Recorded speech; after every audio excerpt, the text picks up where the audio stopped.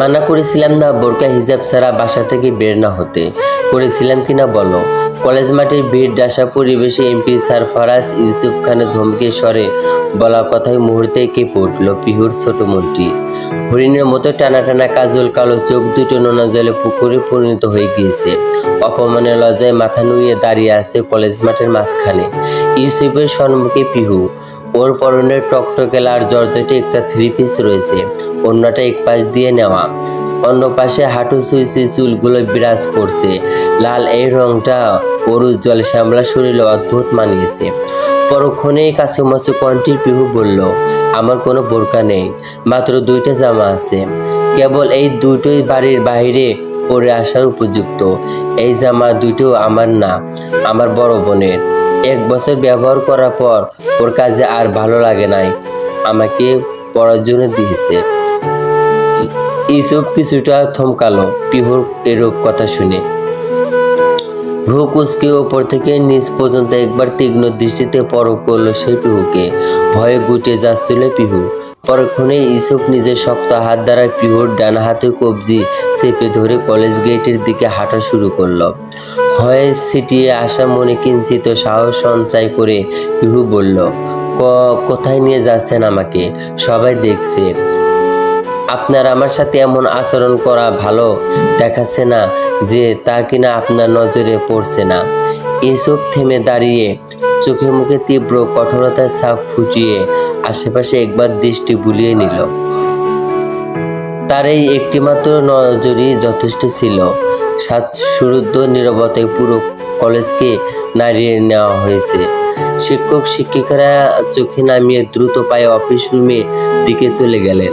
ছাত্রছাত্রীরাও আতঙ্কের মুখ চাওয়াচাই না করেও ছুটে গেল নিজ নিজ ক্লাস কক্ষে।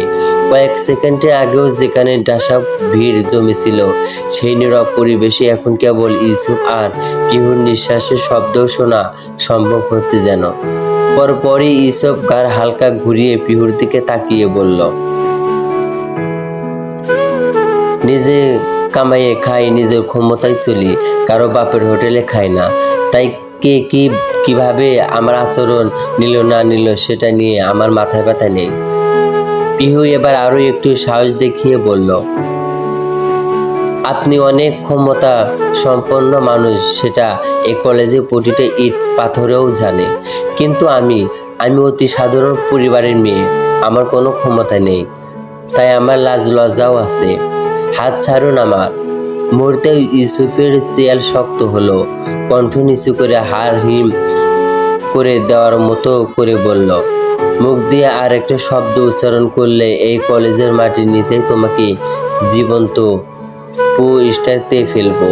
তখন না থাকবে তোমার বাহ্যিক অস্তিত্ব আর না থাকবে আত্মিক অস্তিত্ব, বুঝলে? ইউসুফের কথায় পিহুর ভেতরটা এবার ভয়ে পুরোপুরি জমে গেল যেন।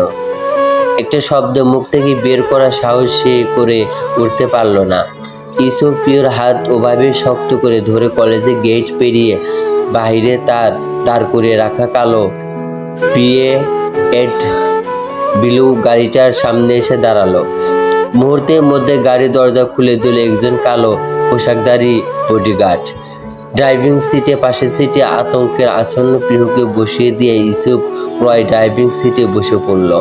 ইউসুফের গাড়ির ঠিক পিছনেই সারিবদ্ধভাবে দাঁড়িয়ে আছে আরও 3টি কালো গাড়ি।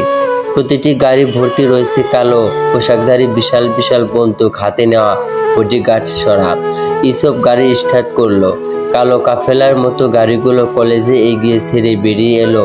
প্রায় 30 মিনিট পর রাজধানীর ব্যস্ততম সড়ক পেরিয়ে ইউসুফের গাড়িটি এসে দাঁড়ালো ঢাকার সবচেয়ে বড় মার্কেটের সামনে। কড়া নিরাপত্তায় বেষ্টনীর ভেতরে থেকে গাড়ির দরজা খুলে দেওয়া হলো। ইউসুফ পিহুকে নিয়ে প্রবেশ করলো মার্কেটের ভেতরে। একে একে ইউসুফ পিহুর জন্য কিনে ফেললো 100-এর বেশি বোরকা, হিজাব, নানা রঙের হিজাব, পেন, দামি দামি পাথরের ব্রাঞ্চ, আর 150-এর বেশি দামি নিখুঁত কাজ করা শাড়ি, 3 পিস। প্রতিটি দোকানদার বিস্ময়ে নজরে তাকিয়ে দেখেছে এমন অস্বাভাবিক কেনাকাটা। ইউসুফ গম্ভীর কণ্ঠে সবাইকে নির্দেশ দিল সবকিছু যেন নিখুঁতভাবে প্যাকিং করা হয়। অতঃপর ইউসুফ পিহুর সামনে এসে দাঁড়িয়ে শীতল ভারী কণ্ঠে বলল, আমার হবু বউয়ের পরিধান করার মতো বোরকা নেই, জামা নেই। এর লজ্জা সহ্য করার মতো ছিল না। শোনো প্রিটি হার্ট, আজ থেকে এই পুরো মার্কেট তোমার জন্য বুক করা থাকলো। যখন যেটা মন চাইবে এসে নিয়ে যাবে। কেউ তোমার দিকে চোখ তুলে তাকাবে না, একটা শব্দও উচ্চারণ করবে না। যদি সেই সাহস কেউ দেখানোর চেষ্টা করে তবে তার সাথে পার্সোনালি কথা বলবো আমি। ইউসুফের কারোর সাথে পার্সোনালি কথা ঠিক কেমন ধাঁচের হতে পারে সে সম্পর্কেও হালকা হলেও ধারণা পিহুর আছে। পিহু ইউসুফের দিকে তাকালো। ইউসুফের গার নীল রঙা দুই চোখের মনি জোড়া চিকচিক করছে। ঘন ভুজোড়া ওর দৃষ্টি আরো তীক্ষ্ণ করে তুলেছে। চোখা নাক, ধীর চোয়াল, মুখ ভর্তি খোঁচা খোঁচা দাড়ি, রাজকীয় মোষ আর সিল্ক কালো চুলগুলো সামান্য এলোমেলো হয়ে পড়ে রয়েছে কপালের ওপর। ফর্সা শরীরে ধূসর রঙের পাঞ্জাবি, সাদা পায়জামা পরা ইউসুফের সুপুরুষের ন্যায় লোক পরিপূর্ণতা লাভ করেছে। অপমানের লজ্জায় পিহুর চোখ আরো ভিজে উঠেছে। পিহু কণ্ঠ নিচু করে বলল, আমি কারোর ভিক্ষা নিতে চাই না। ইউসুফ পিহুর দিকে ভয়ঙ্কর শীতল দৃষ্টি স্থির করে বলল, ভিক্ষা কাকে বলে সেটা তুমি এখনো বুঝতে শেখোনি প্রিটি হার্ট। নিজের বোনের 1 বছর ধরে ব্যবহার করা পুরাতন জামা পরে তুমি ঘুরছো বাইরে। ভিক্ষাটা তোমায় দিয়েছে সে, আর আমি যা দিচ্ছি সেটা ভালোবাসা। এটাকে উপহার বলে, বুঝলে? পিহু বলল, আমি গরিব ঘরের মেয়ে। রোজ রোজ নতুন জামা পরে বাইরে বের হলে লোকজন অন্য চোখে দেখবে, 10টা কথা রটাবে। সেসব আমি সহ্য করতে পারবো না। তাই আপনার এইসব উপহার আমার লাগবে না। চল শক্ত করে ইউসুফ গর্জে উঠে বলল, যে তোমার দিকে অন্য চোখে তাকাবে তার চোখ আমি উপড়ে ফেলবো। মুখ দিয়ে দুটো কটু শব্দে বের করা তো দূরের বিষয়। পিহুর বুক ধরফর করতে লাগলো। পিহু ইউসুফের চোখের দিকে তাকিয়ে শুধালো, কেন করছেন এসব? আমার মতো সাধারণ একজন মেয়ের জন্য আপনার এসব পাগলামি আচরণ কেবল লোকজনকে বিনোদন দিচ্ছে। সবাই আমাকে ঝোকার বলছে। রাগে ইউসুফের চোখ লাল হয়ে উঠল।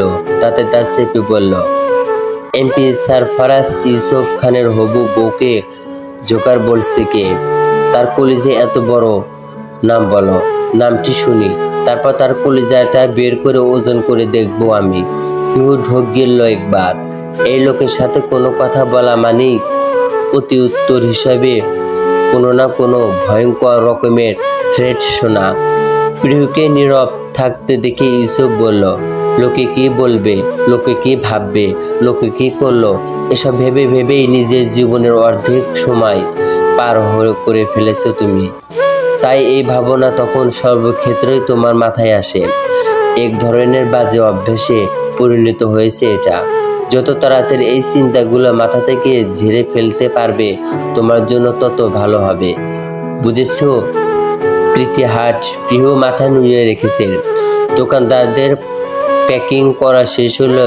ঘাট সরা সব ব্যাগ গাড়িতে উঠিয়ে নিয়েছে। অতঃপর ইউসুফ আবারও বলল, এইখানে দাঁড়িয়ে থাকার পরিকল্পনা করছো নাকি আজ সারাদিন? বাসায় ফিরতে হবে না? পিহু নরম স্বরে বলল, না জি হবে। চলো, আমি ছেড়ে দিচ্ছি তোমায় বাসা পর্যন্ত। আমি যেতে কলেজে মাঠের শেষে কি বলেছিলাম মনে নাই? এই মার্কেটের মেঝে শক্তপোক্ত টাইলস ধারা নির্মিত হলেও এটা ভেঙে কাউকে গড়ে দিতে কিন্তু আমার খুব বেশি সময় লাগবে না। কারণ আমার মাথার পরিপ্রেক্ষিত কারোর অপ্রয়োজনীয় কথা আমার পছন্দ না। পিহু আর এক মুহূর্তেও জন্য না দাঁড়িয়ে দ্রুত কদমের সামনের দিকে অগ্রসর হতে শুরু করলো। পিহুর পিছন পিছন সারফারাজ ও নিঃশব্দে হাসতে হাসতে মার্কেট থেকে বেরিয়ে আসলো। পূর্বের ন্যায় গাড়িতে উঠে বসলো পিহু ও ইউসুফ। পিছনে বাকি 3 গাড়িতে গাছড়া সরা ইউসুফ গাড়ি স্টার্ট দিল। প্রায় 1 ঘন্টা পর মিরপুরের একটি নিম্ন মধ্যবিত্ত এলাকায় নিজ গাড়ি নিয়ে ঢুকলো ইউসুফ। সরু গলি বিশিষ্ট ভাঙাচোরা রাস্তার পাশে খোলা নর্দমা, যা রাস্তাটির প্রস্থ আরও কমিয়ে দিয়েছে। চারপাশে পুরনো টিউশনের ঘরের সংখ্যাই বেশি। এছাড়াও চোখে পড়েছে প্লাস্টার খসে পড়া 4-5 তলা বিশিষ্ট 2-4টে দালান কোঠা। সব মিলিয়ে গাদাগাদি বসিতই বলা চলে। রাস্তায় চলাচল করতে থাকা মানুষদের বিস্ময় ভরা দৃষ্টি কালো BMW গাড়িটির ওপর স্থির হয়ে আছে।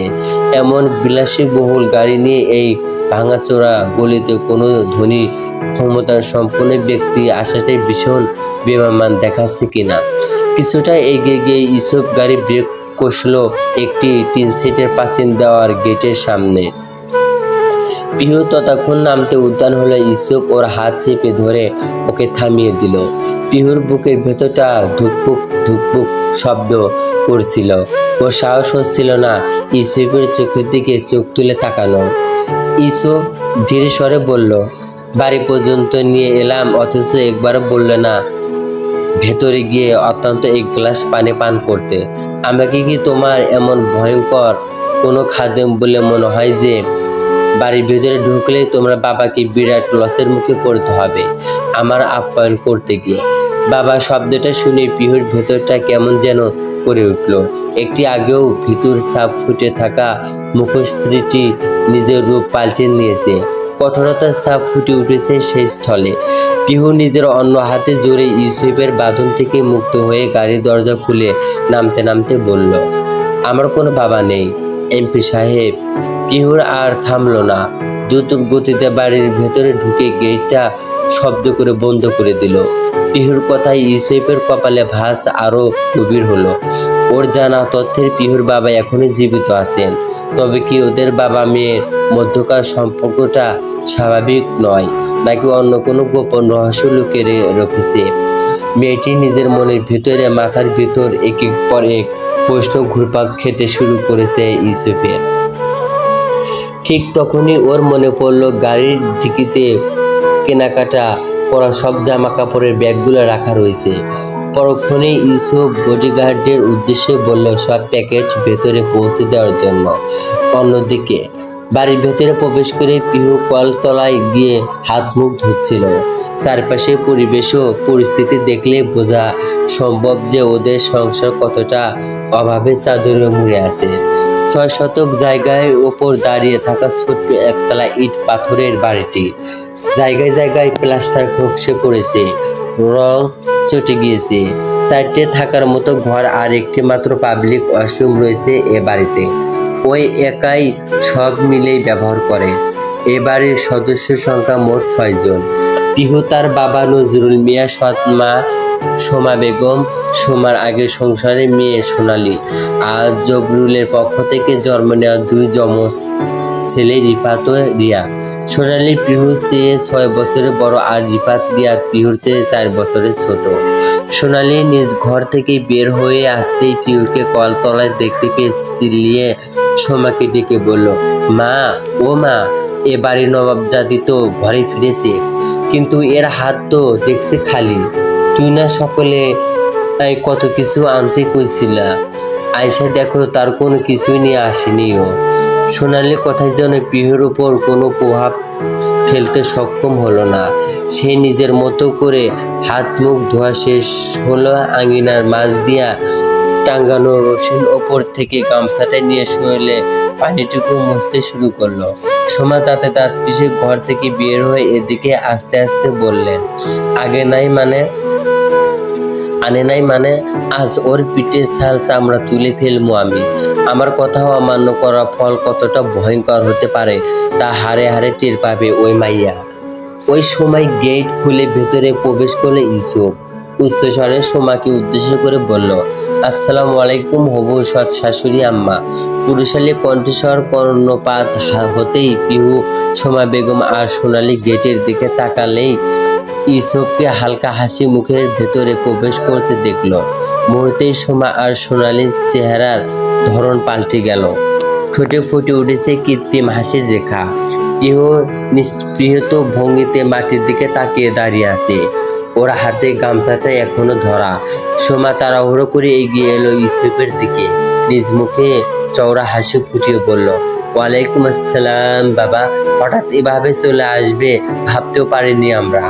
ওই রে সোনালি, একটা চেয়ার নিয়ে আয়। এমপি সাহেবের মতো এমন এক এক বড় বাপের মানুষকে এই গরিবের ভিটায় দাঁড় করিয়ে রাখাটা ভীষণ বেনামান দেখায় যে। সোনালি তাড়াতাড়ি ভিতর থেকে একটা চেয়ার এনে দিল, কিন্তু ইসব সেই চেয়ারে বসলো না। চেয়ারটাকে পাশে সরিয়ে তার উপর ডান পাটা উঠে সাদা পায়জামার ধুলোগুলো ঝাড়তে লাগলো সে। তার এমন দাপুটে আচরণ সোমার মুখশ্রী নিস্তব্ধে হয়ে গেল। অপমানে কাটা বুকে বিঁধলেও তার প্রকাশ করার সাহস পেল না সোমা। ইসবকে নিজের সামনে দেখার পর থেকে সোনালির চোখে ঝকঝক করছে। সোনালি হাসি মুখে মুখ নিয়ে মুগ্ধ নয়নে ইসবের দিকে তাকিয়ে মনে মনে ভাবলো, ইস কি হ্যান্ডসাম লোকটা, কি চোখ গরম আর শরীরের রংটা। তার এই সুদর্শন রূপ তো আমাকে মুগ্ধ করে দিয়েছে। এরকম পুরুষ তো কেবল আমি ডিজার্ভ করি, অথচ ওনার নজর আমাকে ছেড়ে পড়েছে ওই কালী পিহুর দিকে। না, এই আমি চুপচাপ মেনে নেব না। যেভাবেই হোক ওনার মন পিহুর দিকে ফেরত আনতেই হবে আমায়। ইসব চেয়ার থেকে পা নামিয়ে নিজের তীক্ষ্ণ দৃষ্টি সোমার দিকে স্থল করে গম্ভীর স্বরে বলল, আজ ভেতরে ঢুকতেই চাইনি, কেবল পিহুকে নামিয়ে দিয়েই চলে যাব ভেবেছিলাম, কিন্তু বাইরে দাঁড়িয়ে শুনলাম যে কে যেন আমার হবু বউয়ের পিঠে ছাল চামড়া তুলে ফেলার কথা বলেছে। তাই ভাবলাম ভিতরে এসে দেখে যায় এমন কলিজাওয়ালা কি আছে এখানে। ইসবের ঠান্ডা ও ধারালো কণ্ঠ বলা কথাগুলো শুনে সোমার হাসি মিলিয়ে গেল মুহূর্তেই। শরীর শিউরে উঠল তার, গলায় শুকিয়ে কাঠ হয়ে গিয়েছে। একাধিক কথা ঢোক গিলেও গলায় ভিজাতে পারল না সোমা। কাপা কণ্ঠে বললেন, কার এত বড় সাহস, কে এমন কথা বলেছি পিহুর মাকে? পিহুমা নামটা বল একবার, আজই তার খবর আমি ভালো মতো করে ছাড়ব। সোমার এমন নাটকীয় ভঙ্গিতে বলা কথাগুলো পিহুর বুকের ভেতরটায় বিরক্তিতে ভরে উঠল। পিহু কোনো উত্তর না দিয়েই ভেতরে চলে গেল। ইসব এক দৃষ্টিতে পিহু যার পানে তাকিয়ে রইল।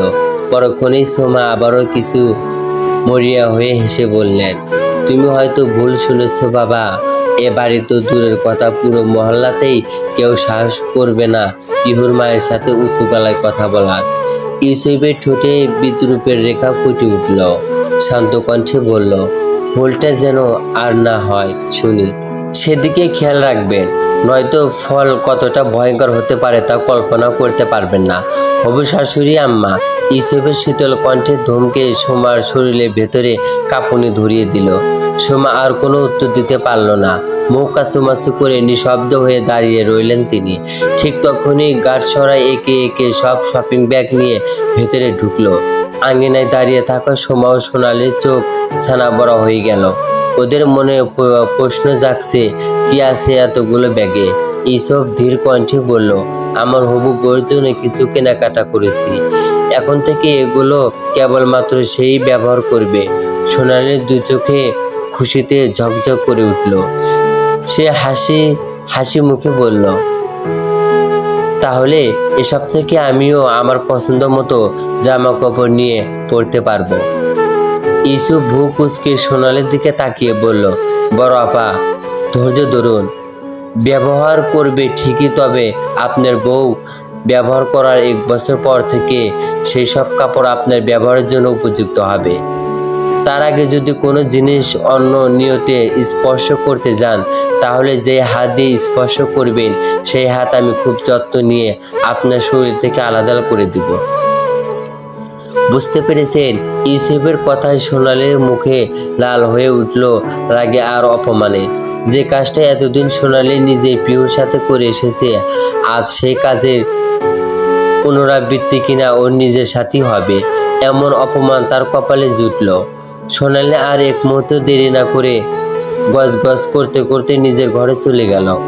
ইউসুফ গার্ডসাদের ইশারা করলো ব্যাগগুলো পিহুর ঘরে সামনে রেখে আসার জন্য। গার্ডসরা কাজ সেরে বাড়ি থেকে বেরিয়ে গেল। ইউসুফ সোমার সামনে এসে দাঁড়িয়ে ভারী কণ্ঠে বলল, বিকেলের মধ্যে আমি 2টা আলমারি পাঠিয়ে দেব, আমার বইয়ের ঘরে সেগুলো বসানো হবে। সাথে একজন কাজের মেয়েও আসবে। সে শুধুমাত্র আমার বইয়ের প্রয়োজন অপ্রয়োজনের দিকে খেয়াল রাখবে। অন্য কারোর জন্য তাকে কাজে লাগানোর চিন্তা করলে এরপর আর আপনাদের কিছু চিন্তা করার মতো অবস্থা থাকবে না। এই বলে ইউসুফ বেরিয়ে গেল। পিহু তখন ভেতরে যাওয়ার পরই নিজের রুমের দরজা বন্ধ করে দিয়েছিল। গার্ডসরা যে অগণিত কাপড় চোপড় ব্যাগগুলো তার ঘরের সামনে রেখে গেল তা নিয়ে পিহুর বিন্দু মাত্র আগ্রহ নেই। বাইরে গাড়ি স্টার্ট হওয়ার আর হর্ন বাজার শব্দ কর্ণপাত হতেই সোমা ধ্যান ভাঙল। হুড়মুড়িয়ে গেটের দিকে ছুটে গিয়ে গেট খুলে তাকাতেই দেখলো ইউসুফের গাড়ি ইতিমধ্যেই বাড়ির সীমানা পেরিয়ে গিয়েছে। গাড়ির শেষ দেখা মিলতেই সোনা শব্দ করে গেট বন্ধ করে দিলেন। এক হাত বুকের ওপর আর এক হাত কোমরে রেখে কাঁপতে কাঁপতে বললেন, ভাবছিলাম কোটিপতি ক্ষমতা ধরন বেটার নজর পড়েছে পোড়া মুখটার ওপর। ওর বদলতে অভাব অনটল সব মিটে যাবে। সোনালি বিয়ে একজন বড়লোকের ছেলের সাথে দিতে পারবো। পোলা দুইটা ভবিষ্যৎও সুরক্ষিত হবে। আর আমরা বুড়ো বুড়ি বাকি জীবনটাও শান্তিতে কেটে যাবে। কিন্তু না রে, তা হলো না। পোড়া মুখীটা না জানি কি কপাল জাদু করেছে এই রাজপুত্রের মতো ছেলেটার উপর, যার জন্য সে খালি ওকেই দেখছে। পোড়ামুখীটার সুখের জন্য পারে না তো আকাশে চাঁদটাও নামিয়ে ওর সামনে বসিয়ে দেয়। কথাগুলো বলতে বলতে সোমা বারান্দায় এসে দাঁড়ালেন। তখনই তার চোখ পড়ল ডান পাশে পিহুর ঘরের সামনে স্তব্ধ হয়ে থাকা শত শত শপিং ব্যাগগুলোর ওপর। সোমা চোখে মুখে আফসোসে ছাপ ফুটিয়ে তুলে বললেন, হায় রে, এত দামি দামি কাপড় চোপড়গুলো কেমন অবহেলায় মেঝের ওপর পড়ে আছে। আর কি কপাল আমাদের, একটা কিছু ছুতে পারবো না। ছুলে নাকি আমাদের হাত শরীর থেকে আলাদা করে দেবে এমপি সাহেব। অথচ যার জন্য এতগুলো জিনিস রেখে গেলেন সে দিব্য ঘরের দরজা আটকে ভেতরে বসে আছেন। আর আমরা আমাদের এই অবস্থাগুলো চেয়ে চেয়ে দেখতে হবে শুধু। পোড়ামুখীটাকে তো এখন কিছু বলতেও পারবো না। কে জানে কোন দিক দিয়ে কে কি শুনে ফেলবে। তারপর যদি এমপি সাহেবের কানে যায় তাহলে তো আর রক্ষা নাই। একবার চালাকি দিয়ে বেঁচে গেছি, আবার যে পারবো তার কোনো ভরসা নাই। বিলাসবহুল শোবার কক্ষে আবছা আলোর নিচে বিশাল এক কিং সাইজ বেডে ঘুমিয়ে আছেন সুদর্শন পুরুষ তেজওয়ান খান। তেজের আধাখানায় পিঠ অনাবৃত, শরীরের বাকি অংশটুকু মোটা শুভ্র কম্বলের আড়ালে ঢাকা। ফর্সা শরীরের শুভ্র রংটা অন্যরকম সুন্দরভাবে ফুটে আছে যেন। ঘুমন্ত অবস্থানে ও একজন মানুষকে এত সুদর্শন লাগতে পারে তা তেজকে না দেখলেও বোঝা সম্ভব হতো না হয়তো। তেজের ধারালো চেয়ারের একপাশে খোঁচা খোঁচা দাড়িগুলো চিকচিক করছে। প্রস্তুত কাত ও শরীরে গরম শক্তপোক্ত, মাথার চুলগুলো কিছুটা এলোমেলো। বিছানা পাশে রাখা মার্বেল টপ সাইড টেবিলের উপর থাকা ফোনটা খানিকক্ষণ পরই ভাইব্রেট করছে। যেদিকে তেজের খেয়াল করার কোনো সময় নেই, সে নিজে ঘুম নিয়েই ব্যস্ত। ফোনের পাশে পড়ে আছে আধ খাওয়া রেড ওয়াইন এর একটা গ্লাস। সেই সময় রুমের দরজা খুলে তড়িঘড়ি করে ভিতরে প্রবেশ করলেন তেজের ছোট ভাই নির্জন খান। নির্জন দ্রুত তার স্বরে বলল, তেজ ভাই ওঠো প্লিজ। বাবা অনেক সময় ধরে তোমাকে কল করে না পেয়ে এবার আমাকে কল করেছিলেন। আধা ঘন্টার মধ্যে যদি তুমি খান ভিলায় না পৌঁছাও তাহলে অনেক বড় ঝামেলায় পেকে যাবে তা ভাই। নির্জনের কথা তেজের কোনো পৌঁছাতে পারলো কিনা তা বুঝতে সে সক্ষম হলো না, কারণ তেজ এখনো আগের ন্যায় ঘুমিয়ে আছে। পরক্ষণে নির্জন নিজের নখ কামড়াতে কামড়াতে ভাবলো, কি করি এখন আমি। তেজ ভাই তো মনে হচ্ছে কড়া ডোজ নিয়েছে রাতে। এই ঘুম এবার ভাঙাবো কিভাবে আমি? উফ, আমার মাথা কাজ করছে না। ওই দিকে থেকে বাবা যেভাবে বললেন আজ অন্য কারো গর্দান না কাটা পড়লেও আমারটা যে মিস যাবে না তা আমার বুঝতে বাকি নেই। কিংক্ষণ চিন্তা ভাবনা করার পরে নির্জনের মাথায় একটা বুদ্ধি এলো। নির্জন এক দৌড়ে রুমের বাইরে গিয়ে রান্নাঘর থেকে একটা পেঁয়াজ কেটে আনলো। অতঃপর পেঁয়াজটা তেজের নাকের ওপর ঘষে দিল, যেন পেঁয়াজের কড়া গন্ধে তেজের নেশা ছুটে যায় আর সে ঘুম থেকে উঠে জাগে। আর এই যাত্রায় নির্জনের আইডিয়াটা কাজেও দিল। নির্ঝর ঝাঁপ দিয়ে বিছানা থেকে নেমে খানিকটা দূরে গিয়ে দাঁড়ালো। হাতে থাকা পেঁয়াজের টুকরোটা অনেকটা দূরে পর্দার আড়ালে ছুঁড়ে মারলো। তেজ হাসি ফেলে ঝট করে শোয়া থেকে উঠে বসে আগে চেঁচিয়ে বলল, কোন স্টার লয় স্টার র পুঁতে আমার এত স্বাদের ঘুমটা দফারফা করলো রে। স্টার লয় স্টার রে হাতের কাছে পাইলে চিরে 2 ভাগ করে আবার জোড়া লাগাবো। তখনও পুরোপুরি চোখ মিলেনি তেজে। ওয়াইন এর ঘর এতটাই প্রখর ছিল, তেজের আগে স্বরে বলা কথাটুকু শুনে নির্জনের কলিজার সবটুকু পানি যেন শুকিয়ে মরুভূমিতে পরিণত হয়েছে। তেজ 2 হাতে নিজের চোখ ঘষল খানিকক্ষণ, পরপরই চোখ থেকে হাত সরিয়ে সামনে তাকাতে নির্জনকে জড়সড় ভাবে দাঁড়িয়ে থাকতে দেখে কিছু বলতেই নিবে তার আগেই নির্জন ভীত স্বরে বলল, ভাই আমার কোনো দোষ নাই, আমি সম্পূর্ণ নির্দোষ।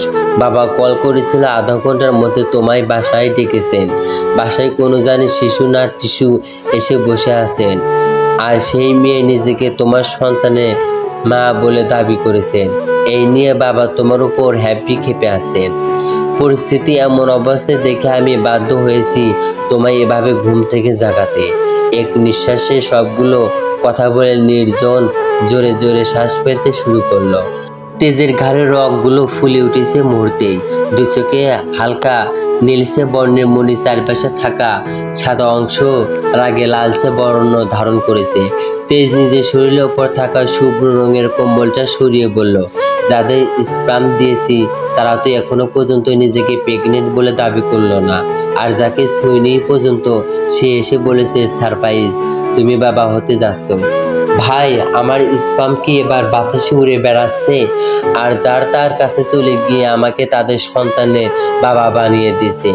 নির্জর মনে মনে বলল, তেজওয়ান খানের স্পাম যদি সত্যি বাতাসে উড়ে তাহলে তো নারীরা হাসি দিলেও গর্ভবতী হয়ে যাবে, আমি শিওর। নিজ রুমে বিছানায় জড়সড় হয়ে বসে আছে পিহু। 2 পা ভাঁজ করে আঁটুর সাথে থুতনি ঢেকিয়ে রেখেছেন। নীরব মুখশ্রয়ী অংশ 2 চোখের কোণে ভরে উঠেছে নোনা জল ধারা। চোখের পলক ফেললেই নোনা জলগুলো ভাত ভেঙে পিহুর উজ্জ্বল শ্যামলা রঙা দুগাল ভিজিয়ে দিতে সক্ষম হবে। পিহুর বয়স আর কিছুদিন পর 22 বছর পড়বে। এই বয়সে জীবনের উপর এক প্রকার বিতৃষ্ণা চলে এসেছে যেন ওর। পিহুর 2 চোখের সামনে হঠাৎ ভেসে উঠল 13 বছরের আগে সেই দিনগুলো। তখন পিহুর বয়স ছিল 9 বছর। ওর জন্মদাত্রী মা প্রিয়ন্তী বেগম তখন বেঁচে ছিল। অতীত আঙ্গিনায় পিড়িতে বসে প্রিয়ন্তীর পিহু চুলে তেল দিয়ে দিচ্ছিলেন। পিহু বললেন, মা আমার নামটাই এত কঠিন রেখেছে কেন তুমি? প্রিয়ন্তী বললেন, কঠিন কোথায়? আমার স্কুলে বান্ধবীরা আমায় বলে আমার নামটা নাকি ওদের উচ্চারণ করতে সমস্যা হয়। তারা মানে তো দাঁড়াচ্ছে আমার নামটা কঠিনই। তোর নামটা আমার নামের অক্ষরের সাথে মিলিয়ে রেখেছিলাম আমি। তোর বাবা আর আমি তোর জন্মের আগেই ঠিক করেছিলাম ছেলে হলে রাখবো প্রহর আর মেয়ে হলে রাখবো প্রহলিকা। আদর করে মেয়েকে পিহু বলে ডাকবো। প্রহলিকা অর্থ রহস্য, আর পিহু নামটা জুড়ে তোকে রহস্যময়ী বানিয়ে দিয়েছে। কত সুন্দর শোনায় তোর নামটা। হোম ঠিক বলেছ। আমার কিন্তু তোমার দেওয়া নামটা অনেক ভালো লাগে মা। কাল স্কুলে যাওয়ার পর আমি ওদের সবাইকে আমার নামে অর্থ বলবো, তাহলে ওদের নিশ্চয় ভালো লাগবে। ঠিক আছে। পিহুর জীবনের সব থেকে মুখর সময়গুলো ছিল যতদিন ওর বাঁচা ছিল ততদিন।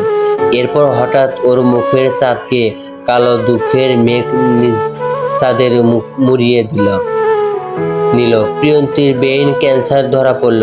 পিহুর বাবা একজন দিন মজুর ছিলেন। দিন এনে দিন খাওয়ার কোনো রকমে ওদের সংসার চলত।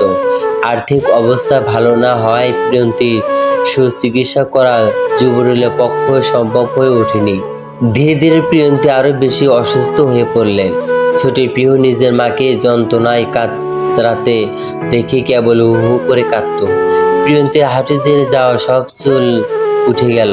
খাওয়া দাওয়া প্রায় ছেড়ে দেওয়া, শরীরে সব হাড় স্পষ্ট দেখা যেত। এরপর দেখতে দেখতে প্রিয়ন্তী একেবারে বিছানায় পড়ে গেলেন। বিছানাতেই প্রসাব টয়লেট করতেন। ছোট পিহু নিজের ছোট্ট ছোট্ট হাত দিয়েই কোনো রকমের মায়ের কাপড় ও শরীর কোর্সে করার চেষ্টা করত। ক্যান্সারে আক্রান্ত হয় 1 বছর পর মৃত্যুর কাছে হার মেনে চিরতরের জন্য প্রিয়ন্তী পরপারে চলে গেলেন দুনিয়ার সব বাঁধন ছিঁড়ে। প্রিয়ন্তীর মৃত্যুর পর জবরুল বাড়িতে আসা ছেড়েই দিয়েছিলেন বলা চলে। ছোট্ট পিহু বাড়ি জুড়ে একে এক কোণে গুটিসুটি হয়ে বসে থাকতো, কান্না করত। মাঝে মাঝে নিজের মায়ের কবরের পাশে গিয়ে শুয়ে কান্না করতে করতে বলতো, মা, বাবা কেমন বদলে গিয়েছে জানো, আমায় আর ভালোবাসেন না, বাসায় আসেন না মা, আমার না খুব জ্বর লাগছে, কিন্তু তোমার মতো কেউ আমার যত্ন নেয় না, আর কেউ আমার মাথায় পাশে বসে ঘুম জেগে জলপটি দিয়ে দেয় না। এখন যদি সারাদিন না খেয়েও থাকি, একজনে কেউ আমার কাছে এসে আমায় খাবার উঠিয়ে খাওয়ায় না। মা গো, আমার ছেড়ে তুমি কিভাবে ওই মাটির নিচে ঘুমিয়ে আসো? ও মা, তোমায় ছাড়া তো আমার একটুও ভালো লাগে না মা। তোমার কি আমার কথা মনে পড়লো না? একটু কষ্ট লাগে না? তোমার মেয়েটা কেমন একা হয়ে গিয়েছে, তাও তুমি কি দেখতে পাও না মা? আমার কেমন দম বন্ধ হয়ে আসে, মনে হয় কেউ যদি আমার পাশে বসে আমার মাথায় একটু হাত বুলিয়ে দিত। আমি তাকে জোরে জোরে খুব করে কাঁদতাম, আর আমার ভিতরে জমে থাকা সব অভিযোগ তার কাছে জমা করতাম। মা, আমার তো তেমন কেউ নেই। যখন তুমি ছিলে, আমার সারাদিন জমে থাকা কথাগুলো তোমাকে বলতাম। এখন কি আর বলতে পারি না? এখন তো আর বলতে পারি না জানো মা, আমার বুকের ভেতরটাতে অনেক কষ্ট জমে আছে। মা, ও মা, তোমার হাতের পায়েস খেতে আমার খুব ইচ্ছা করছে। আমি তো আর কখনো তোমার হাতের কোনো খাবার খেতে পারবো না। আমার বুকের ভেতরটাতে অনেক ব্যথা করছে মা, অনেক ব্যথা করছে। প্রিয়ন্তীর মৃত্যুর মাসখানেক পর পিহু আঙ্গিনায় দাঁড়িয়েছিল।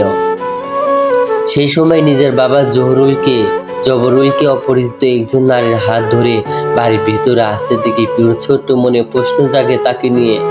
জবরুল পিহুকে জানান, ওর নাম সোমা, তোর নতুন মা পিহু।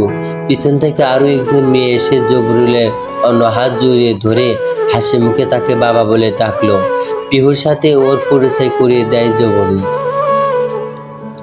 পিহু, ওর নাম সোনালি, তোর বড় বোন হয়। এখন থেকে তোকে আর এ বাড়িতে একলা থাকতে হবে না রে মা। তোর খেয়াল রাখার জন্য তোর মা প্রিয়ন্তীর মতো করে তোকে ভালোবাসার জন্য সোমা থাকবে, আর তোর সাথে খেলাধুলা করার জন্য তোর বড় বোন সোনালি থাকবে। আমরা আবার নতুন করে পরিপূর্ণ পরিবার হয়ে যাব এখন থেকে। পিহুর মন মানতে চাইল না এই আংশিক ব্যস্ততাকে। পিহুর মনে ওর মস্তিষ্কে শোধালো, মায়ের জায়গায় কি কেউ নিতে পারে? মায়ের মতো কি আর কেউ কখনো ভালোবাসতে পারে, আদর যত্ন করতে পারে? সময় এমন প্রথম সংসার ছিল 7 বছরের। বিয়ের 1 বছরের মাথায় তার কোল আলো করে সোনালি এসেছিল। সোনালির যখন 6 বছর বয়স হলো, তখন সোনালির বাবা অ্যাক্সিডেন্টে মারা গেলেন। সোমার শ্বশুর বাড়ি ওর সোমাকে তাদের বাড়ি থেকে জোরপূর্বক বের করে দেন। এরপর সোমা তার নিজ বাবার গৃহে এসে উঠল। সোমার বড় ভাইয়ের সোমার দ্বিতীয়বার বিয়ে দেওয়ার জন্য উঠে পড়ে লাগলেন। সোমা সোনালীকে ছাড়তে রাজি হয় না। শেষ পর্যন্ত জবরুলের সন্তান তার পান এবং পারিবারিকভাবে জবরুলের সাথে সোমার বিবাহ কার্য সম্পন্ন হয়। সোনালীকে নিয়ে জবরুলের কোনো সমস্যা ছিল না। নতুন সংসার জীবনের নতুন অধ্যায় শুরু হয়েছে।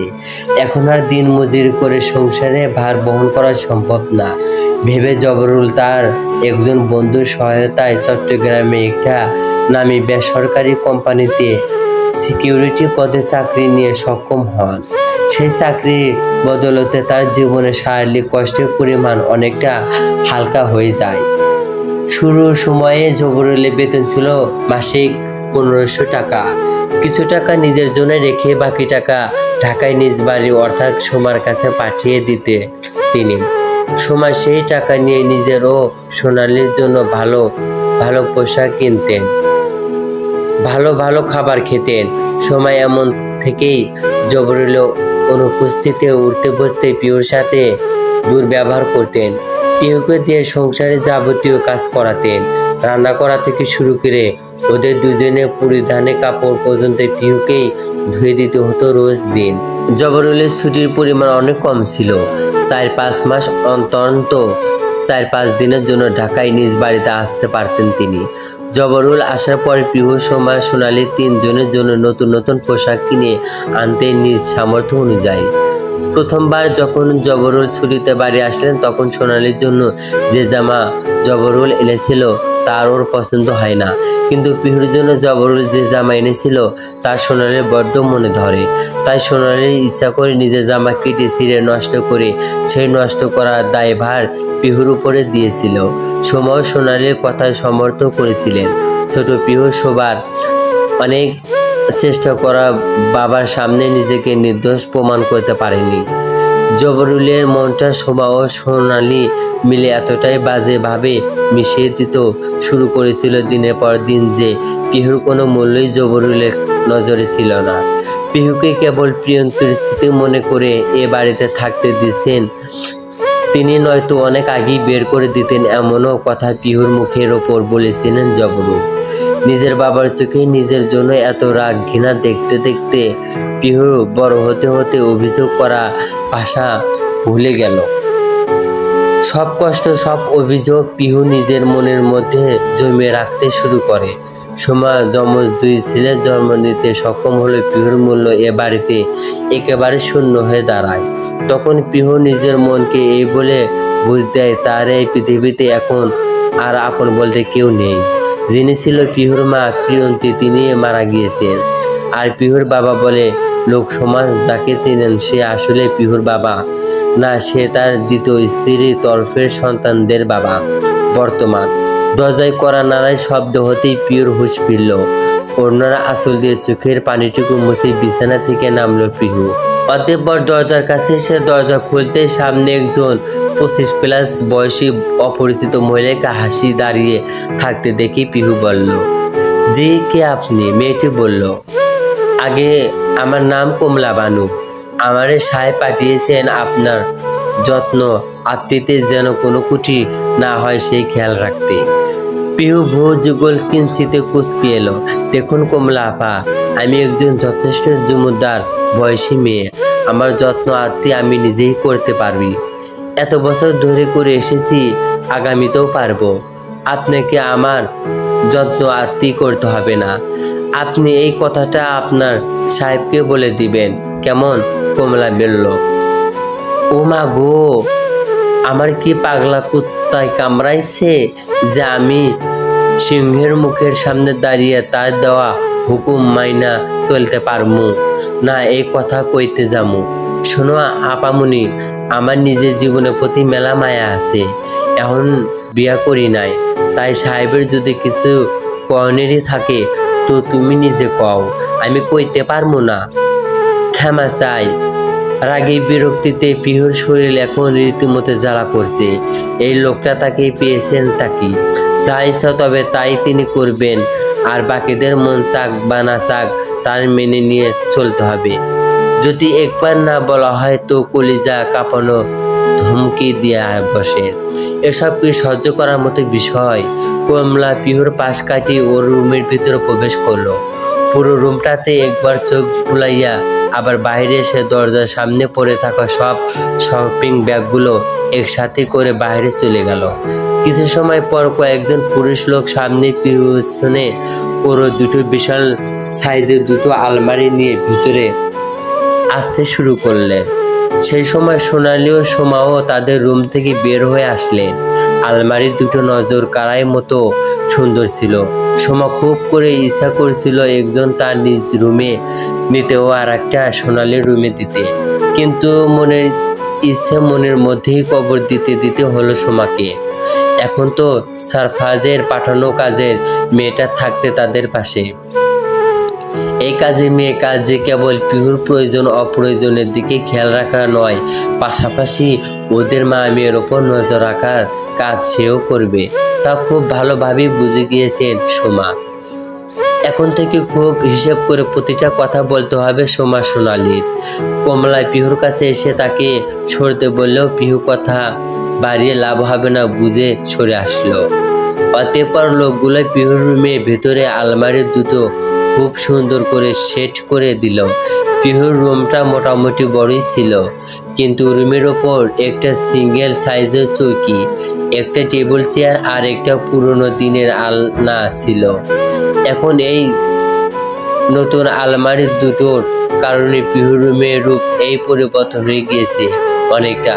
সময় সোনালি দাঁতে দাঁত চেপে এসব সহ্য করতে নিজ ঘরে আবারও চলে যান। লোকগুলোর নিজ কাজ শেষ করে চলে গেল। কমলা রুমের বাইরে থাকা সব শপিং ব্যাগ একে একে ঘরের ভিতরে নিয়ে আসে।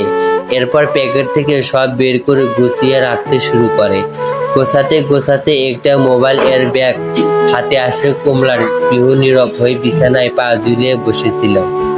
কমলা মোবাইল এর ব্যাগটা নিয়ে পিহুর সামনে এসে দাঁড়িয়ে বলল, আপনি এইটা কি দেখেন? Mobile phone. পিহু ব্যাগটা হাতে নিল। কমলা আবারও কাপড় গোছানোর কাজে লেগে পড়ল। পিহু ব্যাগ থেকে মোবাইল এর বক্সটা বের করলো। বক্সটা যে আগে আনব্যাগ করা হয়েছিল, সিল ওঠানো দেখেই তা বোঝা যাচ্ছে।